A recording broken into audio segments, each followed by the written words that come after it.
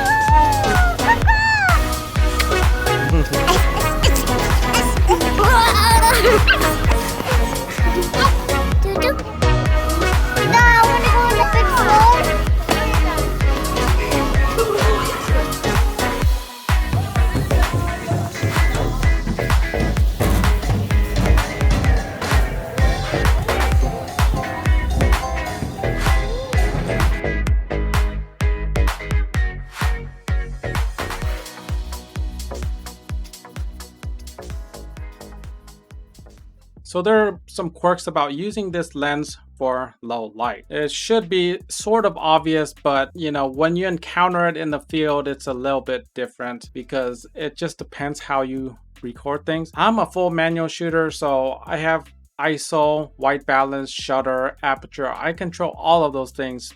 But when I zoom into this footage, the aperture value changes because this is a variable aperture lens. And so the image naturally gets darker. That means I have to shift my ISOs to match. And sometimes that happens just so fast. I'm not following what aperture I'm at. I just have to eyeball it and scroll the ISO as needed. So that's just one of these little quirks working with this type of lens in a really dynamic scenario. You can do auto ISO. I just choose not to because I like to control. So working with a variable aperture lens, you have to take that into consideration. All right, so what you notice at 28 millimeters, the image is a little bit cleaner because it's a lot brighter, lower ISOs.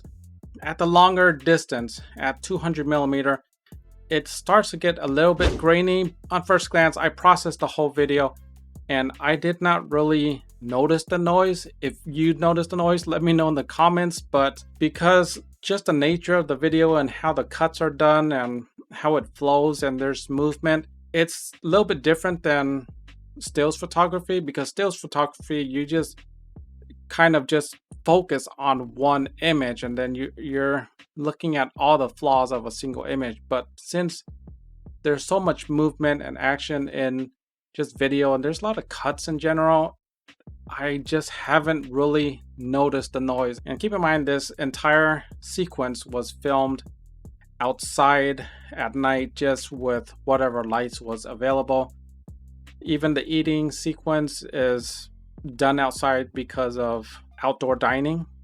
So there's no indoor dinings currently, so we're just eating stuff outside everywhere we go. Another thing to take into account is 200 millimeter with no VC or in lens stabilization. You're relying only on body.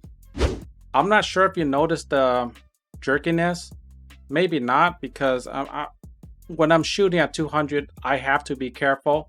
I have to put my eye up to the viewfinder and really focus on those shots. Even if they're short bursts of time, I do focus really tough on that, and I generally just hold this and this. So I have two very solid points, well, three solid points, and that's how I keep my footage fairly steady. But it's not always perfect because at 200 millimeter, the IBIS kind of, once it kicks in, it just like jerks you to like one side or jerks you to another. It reacts pretty hard. But if I turn it off, then it'll be a complete mess. It's just not really usable. So I'm finding that using the full range of this lens, it's incredibly nice to have something very long. 200 millimeter gives you fantastic B-roll. I mean, when you're taking really long telephoto shots, those are generally good B-roll unless you're like surfing videos, and those would be like A-roll. But that's not the case here. It's just generally really good B-roll. With the longer the lens you have, the better, because you can really isolate your scene without having too much clutter. 200 millimeter at f/5.6 creates decent amount of background blur, but what's more important is that you're totally isolating a scene and it's not distracting, so you have really clean B-roll footage. So in the past 5 years I've been doing video, I've always thought that it's sort of similar to photography and that I would need a fast lens, but I don't think I actually need it. This thing works pretty well. I'm not seeing that much noise. If you are, let me know in the comments. This is definitely gonna be my travel lens moving forward. I think it's proven itself handily. But what are your thoughts? Are you more inclined to use a constant aperture zoom for the ease of use and light gathering ability, or take a chance? Thanks so much for watching. Like, share, subscribe if you haven't already. Stay tuned for a future episode where I test this during the day and with my custom picture profile. The goal of this future video is to be how good can I get this footage straight out of camera, ready to go, no color grading. We'll just have to see. Thanks again.